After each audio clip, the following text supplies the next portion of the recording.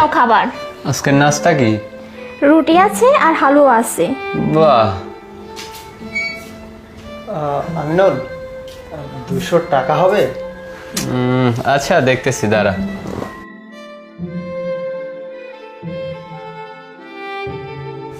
$500 আছে, খুচরো টাকা নেই, এটাই রেখে দে পুরো। না না না, আমার 200 টাকা লাগবে। আমার 500 টাকা লাগবে না ভাই, 200 টাকা দিলেই হবে। আরে সমস্যা নাই, তুই 500 টাকায় রেখে দে না, যা। আচ্ছা যা। আচ্ছা ভাই, ঠিক আছে। আচ্ছা।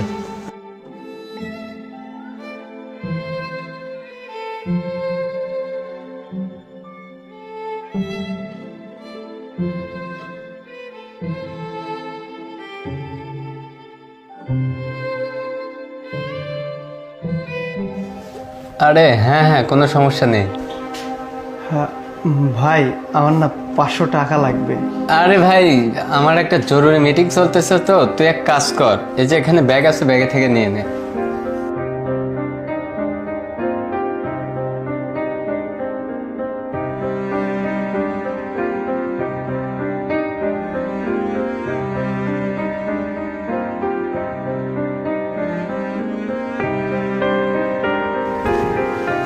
আমিনুল, এইসব কি হচ্ছে? কালকে দেখলাম 200 টাকা চেয়ে নিয়ে গেল, আজকে দেখতেছি 500 টাকা সে চেয়ে নিয়ে গেল।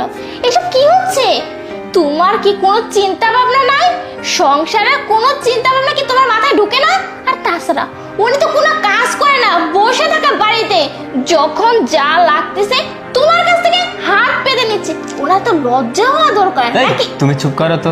তুমি কাকে কি বলতেছো? তিনি তো আমার বড় ভাই, তাই না? আর বড় ভাই তো বাবার সমতুল্য, আর তুমি এসব কথা বলতেছো, তোমার বিবেকে বাঁধতেছে না? বিবেক তো তোমার বড় ভাইয়ের নাই, বুঝতে পারছো? এতক্ষণ আমি ঠিক ছিলাম, কিন্তু এখন দেখতে পাচ্ছি তুমি বেশি কথা বলতেছো। ওনার জন্য তুমি আমার সাথে ঝগড়া করতেছো, ঝামেলা করতেছো। আরে উনি বাড়িতে বসে থাকে, একটা কাজ করে না, কোনো কিছু করে না। আর তুমি যে ওনাকে টাকা দাও, উনি আজে বাজে খরচ করে আসতেছে, উনি তো কষ্টটা বুঝতেছে না। এই চুপ করো। তুমি কাকে কি বলতেছো? আমার এই পর্যায়ে আজ কার জন্য জানো? আমার বড় ভাইয়ের জন্য। আমিনুল, হ্যাঁ ভাই। কই যাস? ভার্সিটিতে? হ্যাঁ ভাইয়া। তো ভার্সিটিতে যাচ্ছিস কই? আমাকে তো কিছু বললি না। না ভাইয়া, কি বলবো? টাকা পয়সা কাছে আছে?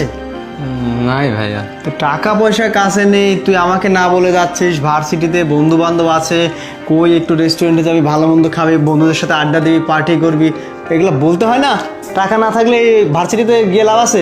আরে না ভাইয়া, বাবা মারা যাওয়ার পরে এমনি তুমি